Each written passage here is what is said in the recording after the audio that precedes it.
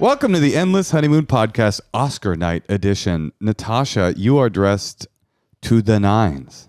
You know, I got it in Chinatown, and Did you really? Yeah. Did you get this accent in Chinatown? Mm-hmm. You got a whole new thing you're doing. Listen, it's a fake fancy outfit, but we were invited to a party, so I threw it on. What I am struck with your outfit here, Natasha, is, and this is going to be kind of a similar bit to the bit that we did on our 200th episode, but I have to point it out. We got invited to a... I'm not dressed like the couch. I'm not. You're not dressed like the couch at all. You're not dressed like the couch in any way. That wasn't even close to where I was going with this. We got invited to a party through Natasha's deep Hollywood connections. I'm her plus one. It's humiliating. I feel cucked out. It's an Oscar viewing party hosted by the one and only Byron Allen. And after the Oscars, performing this evening for an intimate crowd is the legendary Diana Ross. That's why I'm going. And that's why you're dressed like the legendary Diana Ross. We have the same birthday. Oh, you think that's how it is? Yeah. And honestly, Coke Money, my CD that I put out, was like a direct, steal. Oh, it was an imitation of one of her album covers? Oh, nice. What was it? What album was of hers? I don't remember. That's kind of cool. So it's like a whole photo shoot she did that was like all diamond heavy. That's kind of cool. So you took I don't expect her to be impressed with me. I just want to meet her. So maybe here's an opener for you. You say, I took the emotional, creative, and intellectual labor of an African-American superstar, and I co-opted it for my own financial gain. And I called for my album Coke Money. Okay, listen. Listen, we're going to see Diana Ross. I'm so excited. But Diana Ross is like, not just an icon, but a guru. Is she like deep also? She's a deep guru for me. I think because of her birthday, and we have the same birthday, I always thought of her as like a mentor. So I'm very excited to see her. I do not expect her to appreciate me in any way, but I would love to get a photo with her if possible. I'm feeling like that's very possible. Natasha, who else is a shared birthday with you? Tennessee Williams. That's a good one. That's solid. Robert Frost. That's Poet. real good. Yeah. Diana Ross, Tennessee Williams, and Robert Frost. Those are good. It's like deepness. What about you? What about your birthday, July 6th? Similarly deep, to be honest. Is it Hitler? No, that's April 20th. I have another boyfriend who's... Oh, nice. Okay, you have another boyfriend currently or an ex-boyfriend? I had an ex-boyfriend, and I was thinking it was you who had Hitler's birthday, but you have David Bowie's birthday. Do I? July 6th? That is my birthday. But Who are your birthday people? Is it not David Bowie? Similar deepness level to Robert Frost, Tennessee Williams, and Diana Ross. Sly Stallone. Madonna. Ooh, Madonna. That's not bad. I believe it's Madonna. I could be wrong about that. But most importantly, the one and only Kevin Hart. Not only does Kevin Hart and I That's respectable. share a birthday, we're the same age. Exactly. We were born on the same day, same year. Interesting. I always think of you as being very young, so I'm going to start thinking of Kevin Hart as being young as well. Listen, our guest is waiting for us. Absolutely. Let's get to the meat of the thing. We have a very special guest today. I'm excited for this fella to come on. Unfortunately, he's outside of state lines, so he's going to be here zooming in. Oh, man. But you know him from Reservation Dogs, and he's an activist and a comedian and the founder of the 1491 comedy troupe. I'm excited. The one and only Dallas Goldtooth. Hello. Hi, Dallas. We can't see you, but we can hear you. I'm seeing if I can. All right, hey, there it is. There you are. There's your pretty face. How you doing? I'm good. How are you guys doing? Good. I'm Moshe. Hey, Dallas. Thanks for doing this. It's Natasha. Yeah, I'm sorry I can't be there in person. Same. Where are you? I'm in Chicago. Ah. I'm from Rockford, Illinois. Oh, really? Yeah. All right. It's I know nothing about Rockford other than it's on the way home to Minnesota. It's a pass-through city. Well, my mother is You know all you need to know. My mother is from Duluth, so Chicago to Minnesota. That's our whole world too. Is that? Oh snap! You're a Midwest kid in heart, would you say? Yes, and I actually wish. I think here's like a problem with being born from the Midwest. I remember we really never had many vacations and fun things to do. And it would have been nice to, go to the lakes or go You never went to a lake? You never did lakes? Just a lake? No. You went to Minnesota, but you didn't visit a lake? We would like stop on the freeway and sleep. Dallas, aren't there like a Did lot? you ever get to see the stars? Did you see the sky at any We point? really didn't. They weren't allowed to, Dallas. They couldn't afford it. Well, there wasn't like no one knew to do that, so we would just like drive to Minnesota and then like stop on the side of the road and sleep in the car. Now, Dallas, you're from Minnesota, from the Minnesota. I am proud, born and raised. Now, tell me if I'm wrong here. There's a couple of lakes. They have lakes there. Just a handful. Yeah, just a couple of scattered out lakes here and there. Could have gone to a fucking lake. Hey, I wasn't driving. I don't know. I mean, Dallas Goldtooth. She had no power. That's right. The situation. Dallas Goldtooth, actor, comedian, activist. I was curious. What's the relationship between comedy and activism? Is it difficult to make things that are activism worthy funny, or do you find it a natural connection? Oh, it's so fucking hard, man. Like, Yeah. I can't. It's so hard. Like, I'm relatively new to the world of acting, right? Mhm. And I've been an organizer activist for many, many years. And, I'm trying to get into, acting and writing and doing other stuff. I'm been talking about a podcast, and I had a couple meetings where folks were like, "Oh, that's great. You were an organizer. You did activism, and now you're doing comedy. Can we do a comedy activism podcast?" And I'm like, dude, it's so hard to think. Like, it's hard to bring those worlds together for me almost, because of just like the personas involved, I think, are so strong. But I guess in my activism, I tried my best. I always kept, like, I've been known as a joker. I'm as known as a comedian in my activism, but going the other way, and I don't know how to bring it so that people can understand it has always been a challenge for me. Yeah, well, and it should be, because it's not funny. Yeah, some it isn't. It's like someone was like, "Oh, you should do a podcast on climate change. You should talk about climate change and make it funny." I'm like, it's not like, I'm not going to sit there with celebrities and talk about what feel good thing they did outside their Trader Joe's. Like, that's not funny, and that's not really doing anything. Oh, Kate Blanchett telling you about how she started recycling more robustly. Yes. Yeah. Yes. What I'm curious, what is the thing right now that you are kind of fired up about? What is the? I was reading a little bit about Arctic pipelines and stuff like that, but you know obviously more about it than us. What's the? And make it really 10 out of 10 funny. Okay, so yeah, just make it funny. Let's talk about saving the world one, douche shampoo made by Gwyneth Paltrow at a time. Here we go. One goop at a time. It's called a goop shampoo, honey. Yeah, we're Goop gooping. shampoo. Sorry. I didn't mean to offend anybody out there. Well, let's get into it. What is it about the rich Hollywood elite that annoys you so much? And who do you have for your best picture pick? Oh man, no, I actually, it's not even that. I don't have enough.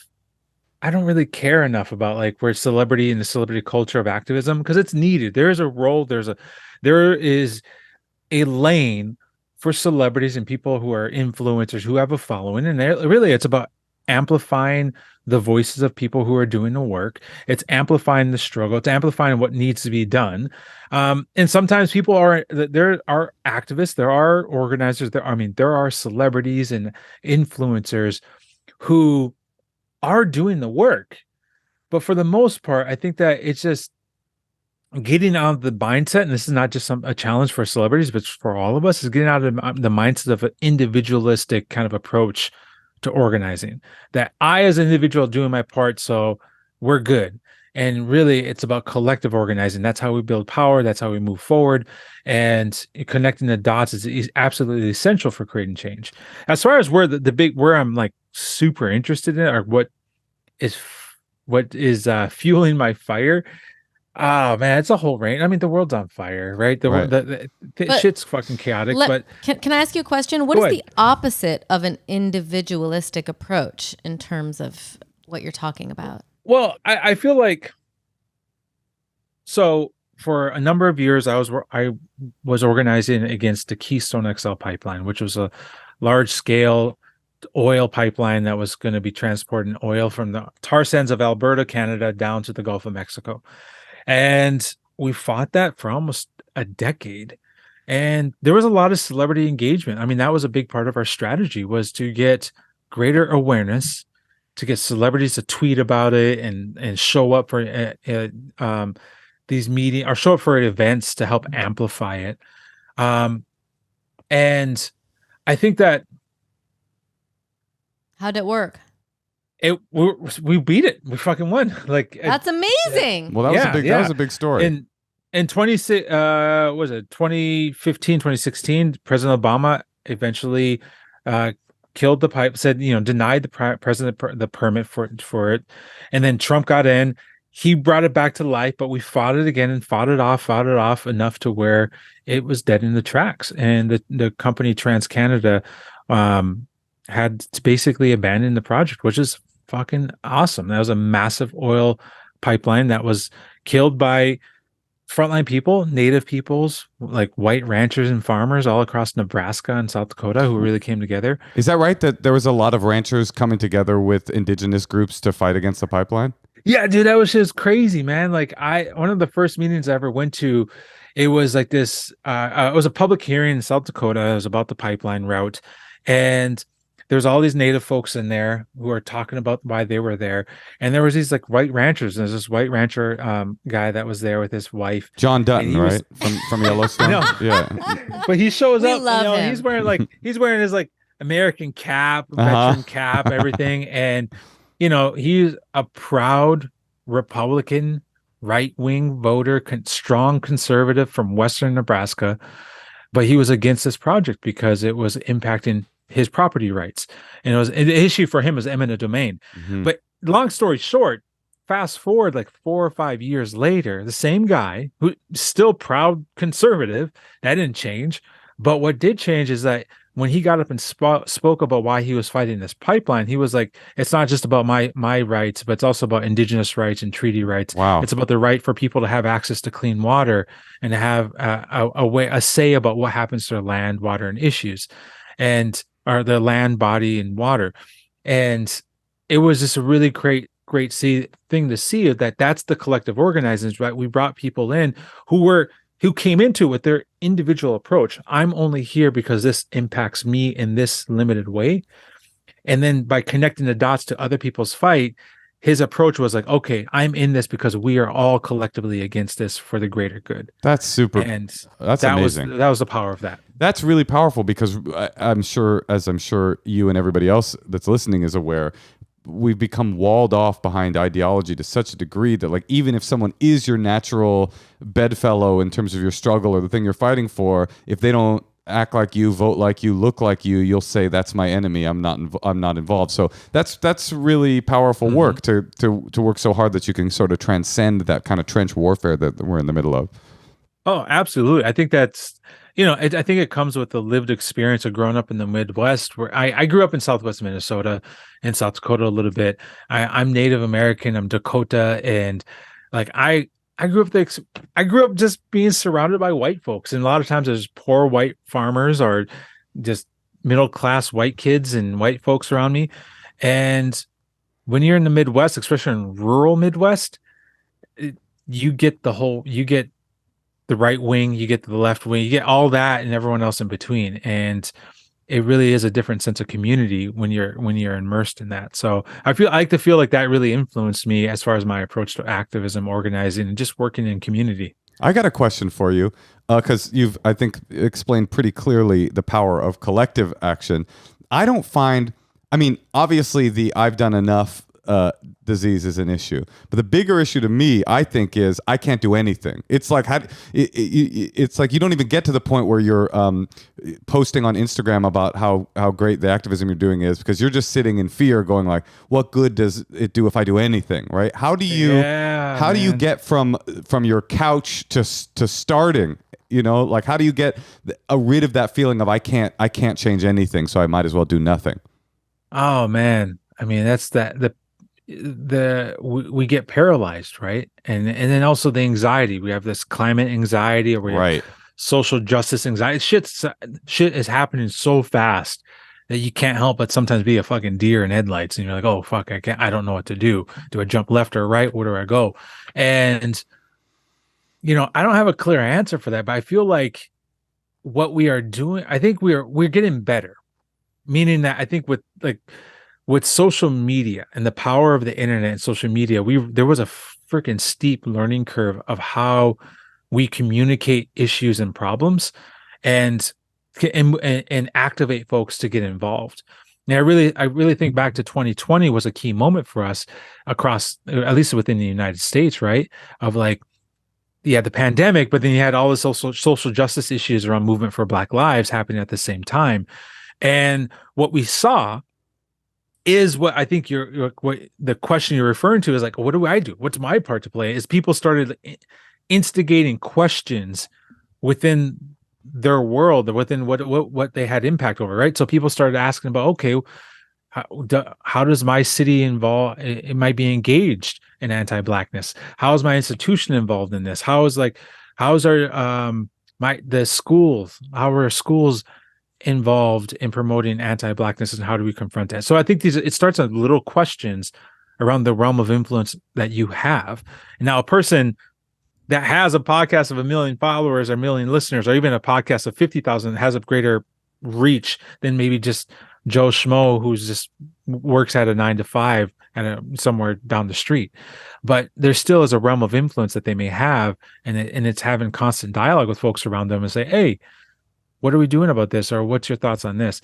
A lot of my activism time lately, the past 2 years, was really focused on divestment, right? To how do we divest from fossil fuels? How do we hold the people who are giving money to the corporations who are killing this planet? How do we hold them accountable? And that really is a way in for a lot of folks saying, how are the institutions I live in and a part of and feed into feeding the killing of this planet? And so that was a great eye-opening experience for me, is I work with folks to say, okay, where are you putting your money? And the people you're giving your money to, who are they giving money to? And do you support that or not? And if not, move your money somewhere else. Well, we have 85% of our savings in Exxon and it's Shell. Cold in my. I don't have heat in my little office here, and so. Oh, that's why I'm all bundled up. You're personally divesting. Natasha and I have 85% of our income invested in Exxon and Shell oil. Is that bad? No, we're just kidding. We're just joking. No, but let me ask you this: as a person trying to teach people in the next generation, as a father, like, what do you think we can do as parents to try to? Because that is really who we're relying on, right? Yeah. Like these new kids, these new people who are learning about the earth in a new way. I know my kid is, and she has a very specific view of the world and what could kill it. And she's being, indoctrinated in a good way, I guess, about like climate change and recycling and what her part is, and saving the earth and graffiti and we gotta stop graffiti and big oil. Those are our two big but she's causes. like when we go, but when we go hiking and someone has done a graffiti sign on a tree, she gets upset. Or if she's like a little cop, basically. No, but how old is your kid? She's 35. She's 5. No, she's 5 years old. You have kids, right? I have kids. I have 5 kids. Whoa, I have 5 kids. Yeah. And it's a range. We have a 21-year-old and we have a 3-year-old. So like with the younger kids, to Natasha's question, how much of this, what do you teach about how much of because being this deep in the activism game, some dark shit about the world. How much of that scary stuff do you give to them in terms of your education and teaching them how to be activists too? Like, what do you tell them? Oh man, I mean, I'll be honest. Like, there was a point there where talking with my wife, we were like, we kind of don't want to bring any more kids into this world, given the future that they may have, right? Well, after 5, that is a very valid. Yeah, you capped yourself at 5. You're like, you know what? 5. We're like, we only did 5. Maybe 8. We'll get to 8 and we'll reconsider. I think it's 5 funny. Is respectable. It's crazy you got to 5 kids before you had that conversation. We had one kid, and we were like, we don't want to bring any more kids into this world, not for activism purposes, but just so that we could go to Europe. Oh, that's real. That's real. No, it's a question I struggle with on a daily basis of like, how do I bring my child up into this world that knowing that there's a good chance that their future is going to be a bit more difficult than mine. Right. And the best I can do is just to keep to my values and principles and make sure do my best to pass that on, right? And really I think the hope is that our children develop a greater sense of empathy, not only for their lives, but for the lives of people around them and folks that they don't even know, and have a greater sense of emotional intelligence. I think that if that's something that I think I've learned over the years is having a greater sense of emotional intelligence about why I'm doing the things I'm doing. Why, and every decision I make, I try to make that moment to stop and say, okay, why am I doing this and where am I at in this? And I think that's something I really like to pass on to my kids, hoping that they can contribute that to be a part of their contribution to society. Why do you spend so much of your life energy fighting? I mean, I'm sure it gets tiresome and that it'd be nice to just focus only on Hollywood stuff. You got great acting jobs. Recently, you were in Reservation Dogs, a really great show. Like, do you struggle with that split? Like, God, I just want to give up and just indulge myself in pleasure and stop fighting. Oh yeah. I think that there's a balance of like, how do we stop, you're fighting against something and how much time do you get to fight for something? So just recently, like this is a recent update. Like for the past 9 years, I worked for a nonprofit organization called the Indigenous Environmental Network. Amazing organization, supports frontline Indigenous communities across Turtle Island, aka North America. And I had to make the decision to step away because one, I was tired. I am tired. I was just got like, just kind of like just burnt out.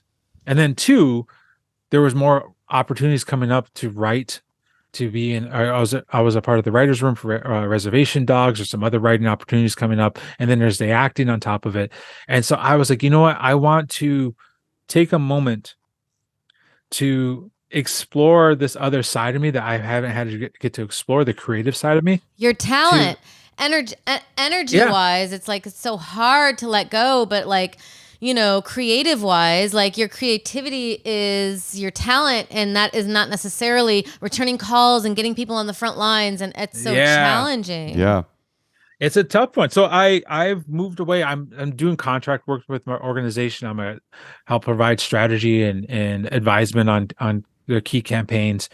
But what has always moved me is I've never lost sight of what we're fighting for. We're fighting for a living economy. We're fighting for sustainable development within our communities. We're fighting for self-determination, that communities get to decide for themselves what happens to the air, their water, their bodies. And, I think that we are in a moment of just transition, meaning that, we all believe, I mean, I'm a firm, I know I'm not a freaking idiot. Like, we can't shut off the valves right at this moment. We can't, completely just wake up tomorrow and be fossil free because our infrastructure is not set up that way. Things are not set up in a way to make it sustainable. But we have to transition towards a better future, absolutely, like right now. And the energy. But we have to do it. We have to do it in a just manner. I think that's the key thing. Mm-hmm. And also, like, acting and every enterprise, every creativity, every life force, like everything needs passion behind it because capitalism is like absorbing everything. So I think that like the more in our careers we can like try to have activism, and the more in every element of our lives we can try to have activism is really important because we're being kind of swallowed whole by this money energy that is very hard to, it's break free of. Yes. Yeah. Well, I feel like the way the system is designed and the way our society is set up is it's really hard for us as a society to radically imagine a future that's livable, that's just. Like, we can, as creatives, we can talk about a world. We can fucking make Avatar movies and all this other shit out there. But to imagine how we as a society can actually make steps to make some of those dreams possible, it's really fucking hard. And so like we need to create space for ourselves to live in our contradictions, to know that, hey, yes, we want a better future, but right now, like we are dependent on things that are killing the planet, to live in that contradiction, but also to move towards a better and just society, and allow ourselves to dream of that future so that we can manifest it. So is being an activist on some level is being an optimist. Are you an optimist? And do you have an optimistic view of the future? Oh yeah, I'm totally optimist. I used to piss off people because I was such an optimist in my organizing work, because they're like, aren't you supposed to be mad? I'm like, it's fucking funny. Like, this is so dysfunctionally funny that you can't help but laugh. Like, we're in the middle of a fucking courtroom in the middle of like nowhere, Pierre, South Dakota, and there's literally all these suits flying in. Like, we're in a bad 1980s action movie right now. Where all the suits come in from Denver and they're here to take the land. Like, it's like, come on now, you have to laugh about this. So, I mean, I think that is like maybe the connection. I want to know more. I want to hear. We also have people who are waiting to talk to us. Okay, fine. Oh, actually, one last note, one quick note is, I wanted to say this. There is a difference. And I see myself more as an organizer as opposed to activist. And there's like, those things often get confused. Yeah. And so I always like to take an opportunity to really break it down, that there is a difference between an activist and an organizer. And there's nothing inherently bad about either one of those. But I am a strong advocate that we need more organizers. An activist is somebody who you can depend on to show up. Something's going down. Like the school board wants to burn all the books. You're a person that you can depend on to show up and say, that's fucked up. We're not going to do that.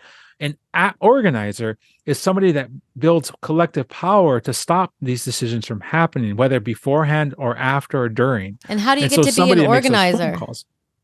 And so becoming an organizer is just the understanding of like, you can't do it alone. You have to pull folks in. So in many ways, we're all just we're all bits of organizers within us, but really we need more organizers. You need more leaders.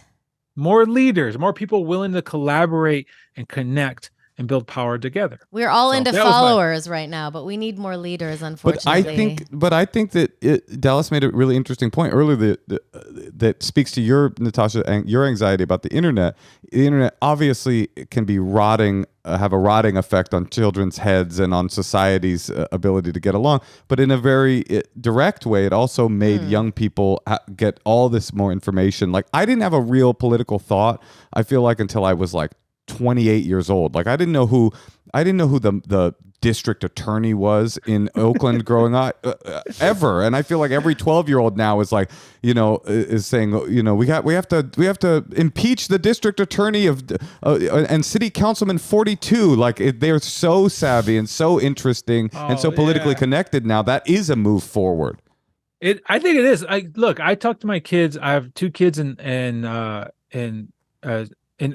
school, and I was like, dude, you realize how fucking far ahead you guys are from where we were at? Like, right. In high school, like, you were either a jock or a nerd, or there was only 3 categories. Right. You were a jock, a nerd, or the outsider emo kid. And like smoking cigarettes at McDonald's. Right. That's all we were allowed. Those are the lanes. The jocks were like unacceptable. What else was there? Nerds, no way. I was definitely more smoking cigarettes at McDonald's, but I didn't smoke the cigarettes. Yeah, what were you? I was the nerd. I was a nerd. Okay. That's why I identified it. But it's just there is the advantages to it. Like we're progressing at such speed that's actually I think that feeds into our anxiety, right? Right. So yeah. No, I know there's people waiting. I think. No, now you have jocks. You have jocks, nerds, emo kids. You have people that are participating in activism against the XL pipeline. You have people that are trying to get to 100 million followers on Instagram. You have people that have burgeoning pop music careers. Things have changed. Dallas. Okay, yes, we should get to the people, but should we talk about Reservation Dogs? Is that the most exciting thing that's happened to you? It's such a great show. So backstory: Reservation Dogs. The showrunner, his name's Sterling Harjo. He's a good friend of mine.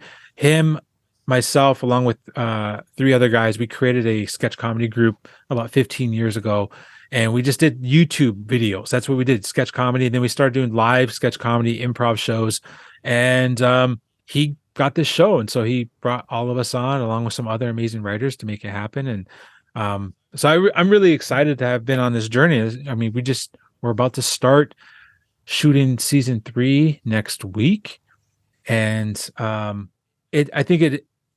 my part, what I see in the show Reservation Dogs, if you haven't seen it, is we're creating space to do what I was saying, is to radically imagine what does it mean to be indigenous, what does it mean to be native in America for a lot of folks, because a lot of mainstream society don't really know what does it mean to be native in America. And now here's a chance for them to see that, to understand what the hopes and dreams of a native kid living in middle of Oklahoma who's dealing with grief, and how do we explore that grief and experience through comedy. I mean, it's a great show. It is a great show, and maybe that is the connection piece between the first half of our conversation and this. Is like you were talking about not being able to imagine a future in which, you know, we're not as dependent on fossil fuels, and not being able to imagine a livable and sustainable future with how awful things are currently, but also probably 20 years ago, or even right before you guys started, 1491, is that what it's called?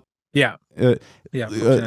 Imagining having a hit show on FX that is shines a light on just day-to-day life for indigenous kids, like that probably was an unimaginable future that required a kind of optimism to move forward. So it's like in that way there's a metaphor for the future of everything too. If you can do it creatively, maybe you can do it societally.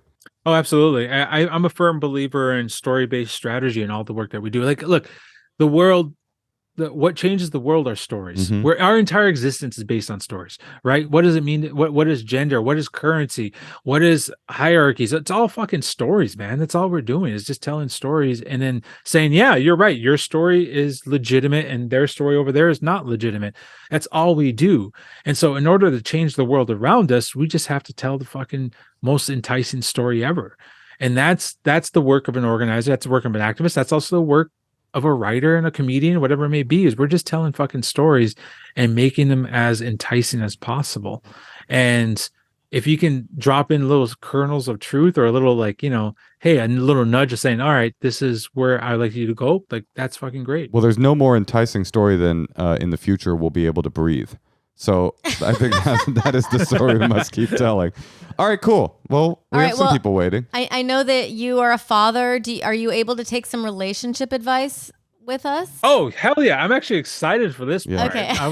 You've had the conversation we just had a million times, but you've never done this. And yeah, I'm here for this. All right, here we go. We're going to call Adina in Tel Aviv. Oh, we've got an international caller. How exciting. Adina. Hi. Hi. How are you? Good. I'm a little nervous. Oh, don't be nervous. We've already talked about the end of the world, about the power of storytelling, about collective organizing. I mean, at this point, this is going to be very easy. Adina, we're here with We're here with me, Natasha, Moshe, and our friend Dallas Goldtooth. Yep. So Hi. Say what's up, and let's get this party started. Adina, how can we help?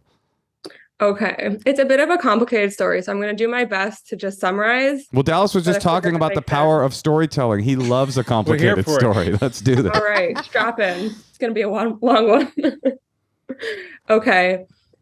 Basically, I got married like the day before COVID, pretty much, and moved to a new town with my husband. And we became really close friends with this other couple. And we all moved from Haifa down to Tel Aviv after about a year and a half. And I guess, like, it's kind of important to mention that because none of our families live on the same continent, we kind of tend to become more like family. But regardless, a few months ago, they started acting super weird. And then I kind of confronted them and they basically dumped us. But it gets better. So I sent in a message like about a week ago because she had reached out to me, like the wife and I were pretty close, and was like, oh, I feel really bad. I feel immature that it took me this long to reach out. Can we talk? And I wasn't sure if I should meet up with her, but I did end up meeting up with her. And as we were on a walk talking about things, there was a terrorist attack, and we ended up having to shelter in a restaurant for about an hour, and then I kind of ran home because it was horrible. And now I just don't know what to do. Wait, Do I you finish the never got? conversation? Oh, you never got your closure because something blew up? It was a shooting, but close. Okay, got it. So that's the question: is should you go back? How far into the conversation did you get before the attack happened? Like right when it like got to it. It was like, honestly, couldn't have written it better. Aha.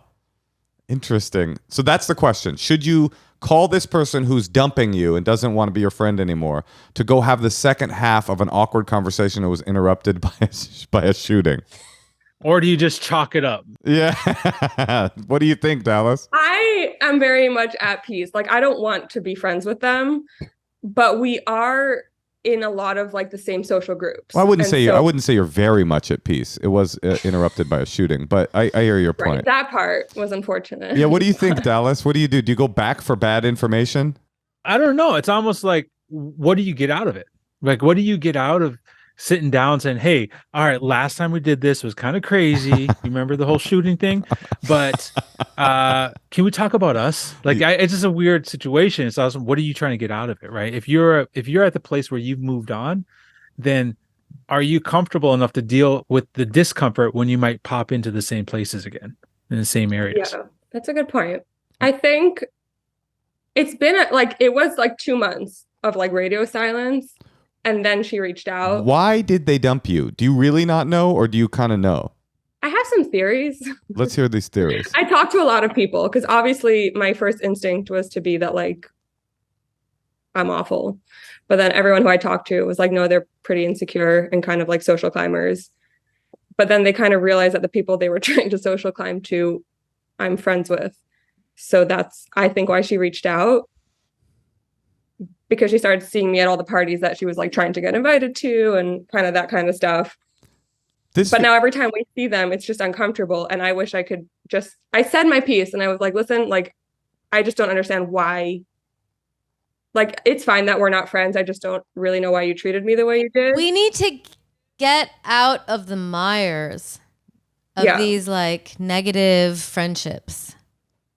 Yeah, this feels simple to me. Part of getting older is that relationships just dissipate. Friendships just move on, and if you just can't stay friends with the same people it just happens. It's a part of the process of aging. People move in separate directions, and there's no clearer indication that you're not on the same track anymore, friendship-wise, than them saying, I don't want to be your friend anymore. It's just like, it's so clean and simple. It hurts. It's embarrassing, but it's so easy you don't have to like go, I wonder if I should try to salvage it. It's just like, it's over. Mm-hmm. They did the work for me. Dallas, you think? Yeah. I think it's just a matter of like, okay, just, there might be some unresolved questions out there, but you just have to accept it. That's kind of the way it is. That's a part of moving on. Yeah. Just to clarify, I don't want to be their friends anymore. No, I know. I get that. Yeah. It was like the middle of a conversation. So it's like this weird. It feels as if you have been given a sign that this conversation doesn't need to happen. And everyone's in their own, you have to have empathy. Also, like everyone's she might be in her own state because of something that's happening in their personal life. Everyone's got these own mini tornadoes that are happening in their world, and then you all of a sudden get swept into it, and it's like, this is a good opportunity for you to forward your own way, because it doesn't have to do with your friends' drama or your family's drama. It's just focus on yourself. We always I think I've said this on the podcast before, but there's this saying in AA: avoid the deliberate manufacture of misery.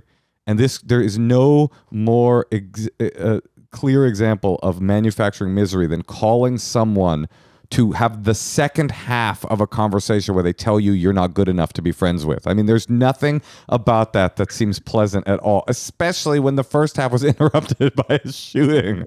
Just move on. Fair point. Fair point. All right, Adina. Dallas, any final words before we let Adina go? I was just thinking about this is when we first moved into where we live now. I live in Chicago, and there was our kids played Little League baseball, and there was another couple there, and they were a cool ass couple. Like we got along, we hung out, and it was like an intense friendship for about a good year. Like we were dating as couples in a way, like intense. and then it just kind of fizzled out. And it was exactly none of us like dwelled on it. None of us felt the need to dive into it. It just happens. Yeah. And like, you just have to accept it sometimes. Like, couple relationships they start and end, like you said. And also, I think something I've grown to learn is that sometimes you or the other person feels like they deserve an answer or they deserve something. And even if you feel that way, it doesn't mean the other person has to come to the table. I totally agree. It is a matter of consent on both sides. And so sometimes you just have to accept it and be like, all right, I may want this, or the other person may want it, but you're not in a position to give that. So no, I completely agree. And I also feel like when it comes to relationships kind of like moving on, like there's just something that's healthy about, like, I'm addicted to nostalgia. And so when I'm trying to salvage a relationship like that, it usually has to do with the fact that I keep thinking about the first year of my relationship with that person. And I'm ignoring the reality in front of me, which is I haven't actually had a healthy relationship with this person in years. Yeah, the majority of the time hasn't been great. I think also the other thing is, for me, I'll just say for me, like in my experience, that sense of like, all right, I need closure. I need to talk about this. I need it's actually not about them or the relationship. It's actually about me. It's more of dealing with my own insecurities. 100%. You know, I want to know what I did wrong or what I did. And at the end of the day, I just have to accept me for who I am and be like, all right, I don't want to know that, or I don't need to know that. I already know my faults. I already know who I am, and let's just move on. Yeah, I don't need another person to make me whole, I think is the secret there. All right, Adina, thank you for calling. Thank you. Okay, farewell. All right, that was a short one, Dallas. Can we do one more? Yeah, I'm game. Okay, we're gonna call Zach in Fremont, California. Never heard of this place? I have heard it. I went to school. I've heard of Fremont. I went to a school called Seneca Center for the Severely Emotionally Disturbed Youngster in Fremont, California. That is really sad, honey. It was a rough place. They had a padded cell in the classroom. Wait, you went to this place? I was a severely emotionally disturbed youngster. Zach, wow. I went to, Zach, we're just catching everybody up on some Fremont history here. Fremont, home of the biggest Afghan population in, I think, California, maybe in America, and also home of the Seneca Center for the Severely Emotionally Disturbed Youngster, my alma mater, where kids got locked in padded cells and somebody got stabbed in the neck on my first day there. And wait, you went to this school? Yes, it was the worst time of my life. Oh my God. Did it make you more violent? It made me, no, it actually, it did the thing, hilariously, it scared me straight. Like, I was such a bad kid and such a like little wannabe, and I was just like, no one can tell me what to do ever. I'm not going to listen to anybody. Fuck all these people. And then I got to that school and I was like, yes, sir. No, sir. Like, get me out of this fucking school. Like, I found the will to follow the instructions. I would have done that. I was just waiting for him to lift up his shirt and say, this is where I got the knife wound right here. Fremont, California. Yeah. Oh, you've been to Seneca too? My story is nowhere near as long, but I did spend 5 hours at the Fremont DMV once. Oh, that's equally a center of Fremont-based suffering. There was a stabbing as well. Yeah, there we go. Also were highly disturbed kids there. So, all right, Zach. Wow. How did I like be able to escape Fremont? You're the only person on this call that hasn't suffered in Fremont. I think if Fremont is so like gentrified and rich, I'm surprised all these people are getting stabbed. Hey, shit changes, sounds brother. Terrible to us. Yeah. Just so you know. All right, so what's happening, Zach? How can we help? Hey. Oh, so, by the way, we have our friend Dallas Goldtooth here, a writer, an organizer, an actor, and a friend of the pod, and of course me and Natasha. How are you? I'm great. Can you sit back a little, Zach? Can you scoot that bad boy back? Yeah. It's hard. I'm in my car. Oh, no, Let me try some new stuff. Oh, that looks nice. Oh, you're looking real good now. Okay. yeah, this is the view that takeout gets.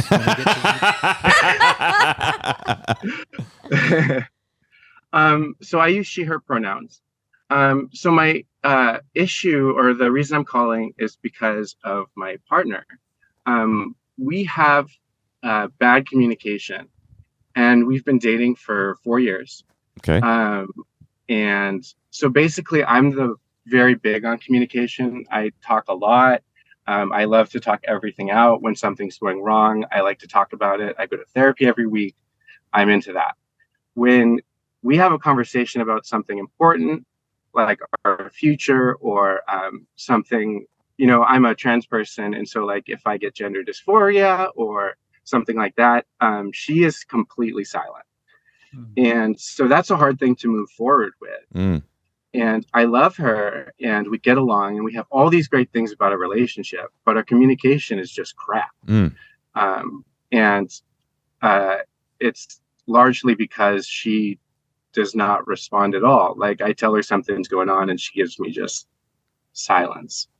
So she might be looking for you to lead her a little bit. When you try to lead her, is she not responsive, or does she shut you down, do you feel? Yeah, that's correct. So I think, like I said, she doesn't say anything.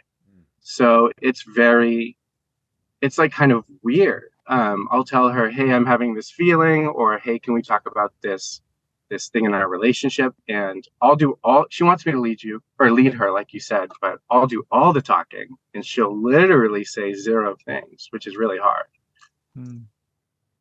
And when do you ever have moments where it's hard to believe that you eventually must talk about things, right? I mean, eventually communication occurs. It's just in moments of great psychological or emotional intensity that she will shut down. Am I getting that right?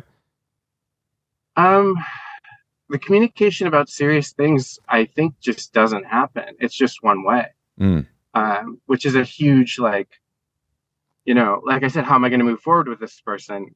And we've already been together for years.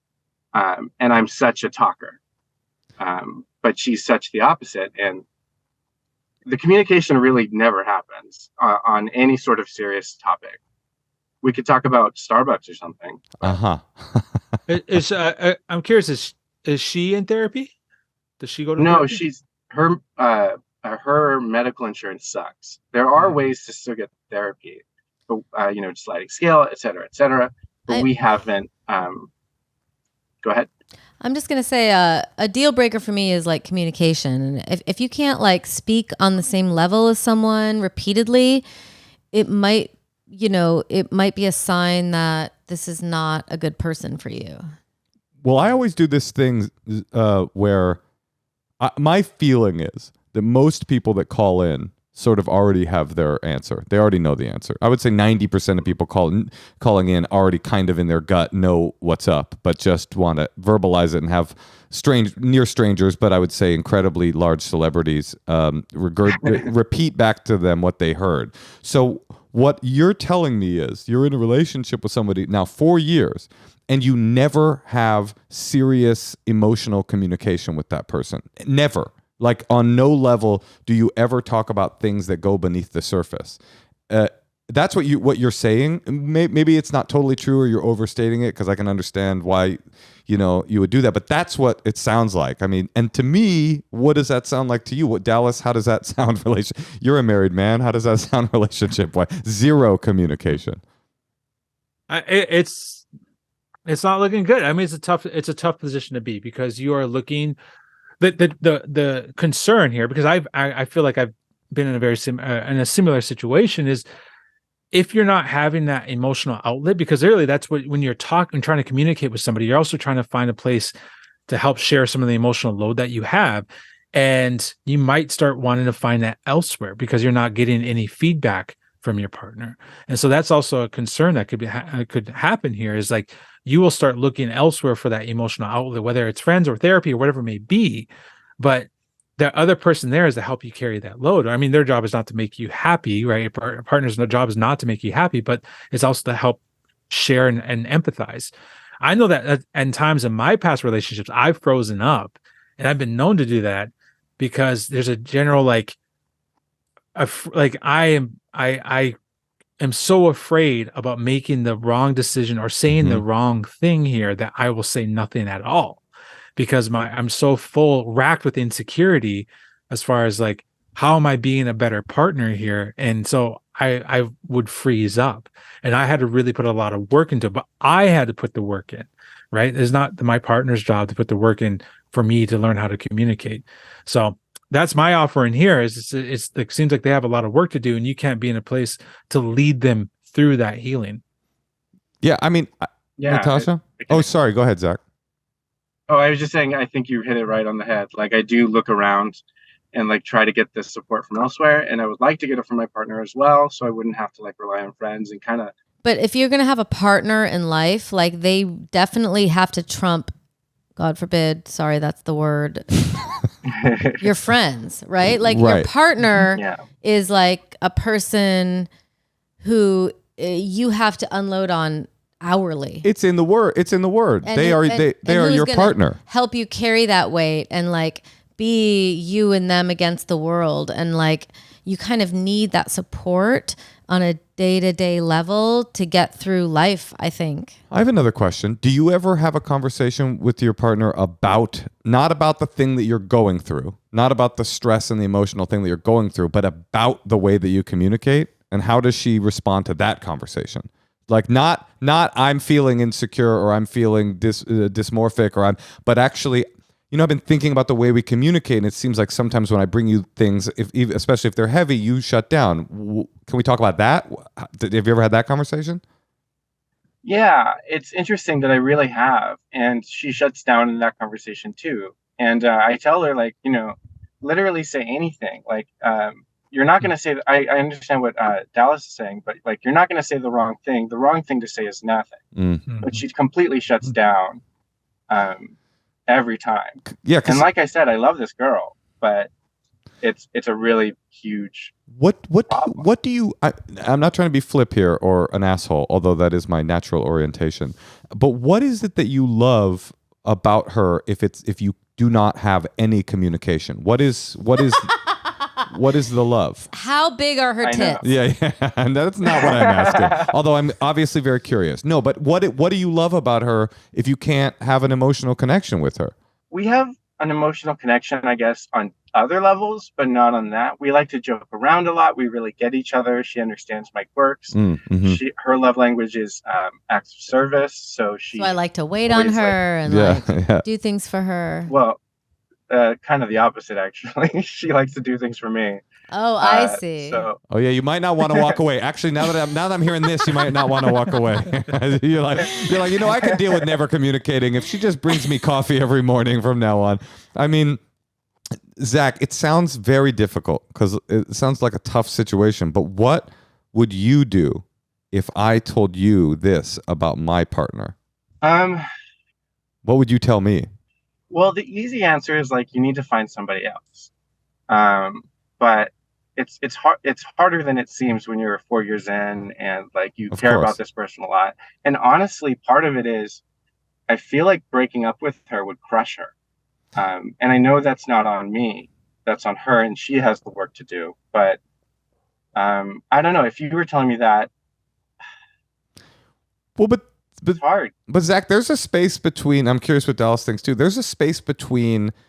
I've tried, hit the road, we're done, and I'll just accept this lack of communication completely and just enjoy my freshly steamed latte every morning. Like there's something in between there, which is, hey, is communication saying, hey, we're at a crisis point.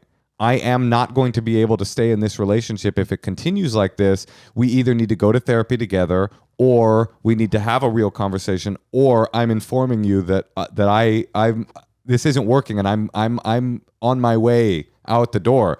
Like, no, it's not your job to not crush her, you know, because she's a person and people break up and that's life. But there is an option that's between, you know, drop her and stay and in an intolerable situation. Dallas, do you think?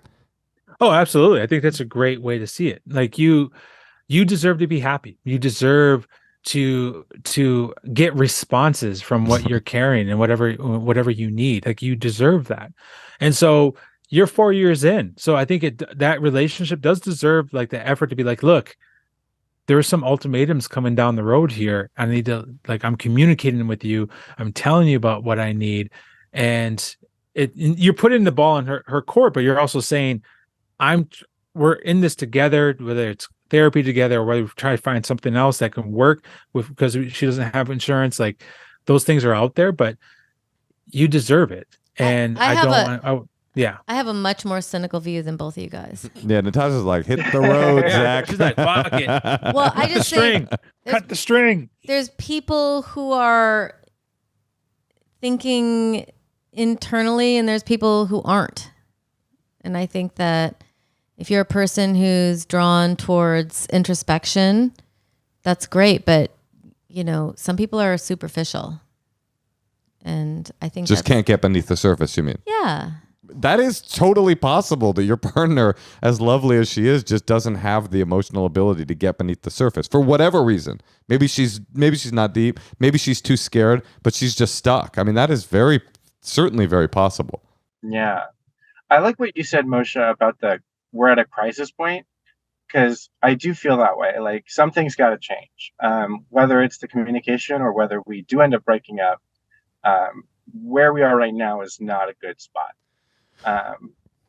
Yeah, because even though it feels comfortable in many ways, it's not. Well, 4 years becomes 8 years becomes 12 years before you know it, and you've just been sitting around not having a conversation, but having a nice latte every day for half of your adult life, and you're just like, wait, why didn't I address this? And I'll tell you, Moshe and I having a kid together has definitely taken our relationship to like way different levels and like way more challenges.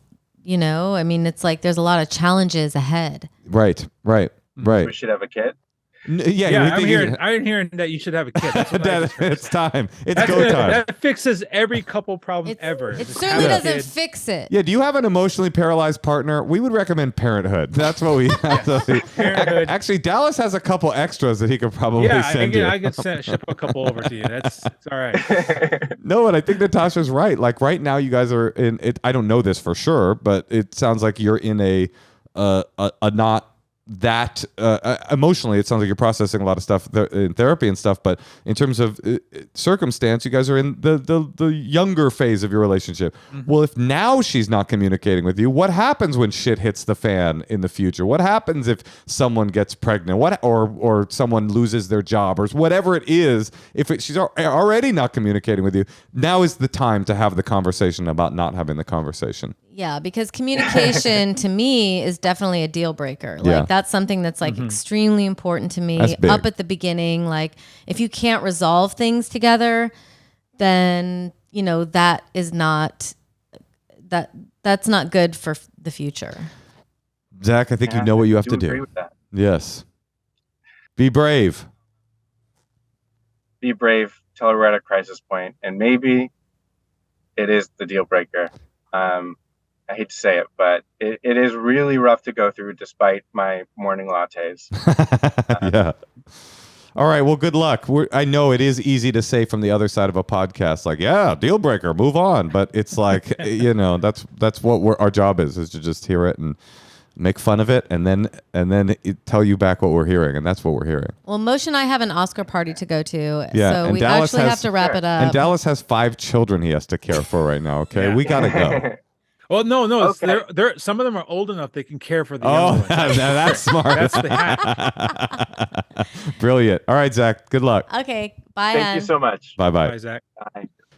Dallas, you were awesome, and I really feel like the conversation that we had, even though I'm sure you have had it before, for me it was totally enlightening and totally helpful to think about things in those terms, and especially optimism. It's something I struggle with so much. So thank you for bringing a little bit of that positive energy to the pod. And also, Dallas, is there anything that you can think about in terms of like creating art, drawings, comics, songs about reconnecting with the earth? Like I know that my daughter, she's always asking me like, how can we like be a part of, she just really loves outdoors and wants to know how to like just be a part of everything. I don't know. What's your plug? No, I tell you, man, like I think that, in order to build a better world, a better future, we have to dream of it. And that means unlocking our creative side, whether it's drawing, making podcasts, telling stories, writing, seeing a world in which rather than us, driving motorcycles and fucking gas guzzlers everywhere, that we're riding bikes, cruising through some awesome cities of the future. I think that's where I want to encourage all of us to dream of, and then also integrate that dream into the work that we do. That I think that's the key, right? Is imagine a future, but then integrate that imagination into the work that you do, whether it's comedy writing, whether it's TV show running or writing or whatever we may be doing. I think there's a chance for us to really put the work in, and really that's combating the paralysis that we were talking about earlier. So I think the system is designed in such a way that we can't imagine, like we don't allow ourselves to dream. And I want to encourage all of us to take the fucking chance here and really bring our dreams into our lives, into our livelihoods. What about electric bikes? Are you down with those? Great question. I'm down with electric bikes. Hell yeah. Electric bikes are great. Solar powered bikes. We've awesome. Got like 5 of them. So if you ever come up this way, we'll go for a ride. Reservation Dogs season 3 will be approacheth. Watch seasons 1 and 2 on FX. Check out everything that Dallas has done, including the organization work that you've done. Thank you so much for joining us. And I know you're working on with my friend Ari Gold on his idea of FOGTOWN with bicyclists as well, and creating that. I'm looking forward to it. Sort of utopia. Where can people find you? Where can they follow you? Give us your just Dallas Goldtooth on all social media, TikToks, Instagram, Twitter, Facebook, all of it. Just check out Dallas Goldtooth. Check out Indigenous Environmental Network. Great people's doing great work. And we're all in this together. So I got your back, you got mine. Dare to dream. Dallas Goldtooth, thank you for joining us. Appreciate you. This is it. This is we're here. This is all we have. This is great. I love it. I appreciate it. Right okay, on. let us know when you're in LA, okay? Okay. Will do. All right, Dallas. Thanks Bye, again. Dallas. Bye-bye. Thanks. Bye. Well, Natasha, that was a hopeful and a beautiful episode. And you look beautiful, and I am hopeful that you get to connect with Diana Ross. Dare to dream. Dare I'm to so dream. Excited. Natasha. I'm dressed for her. I feel like nothing's enough. You're dressed to impress, honey. Yeah. All right. Everybody out there in podcast land, we love you. And Natasha, more than anything, I love you. I love you too.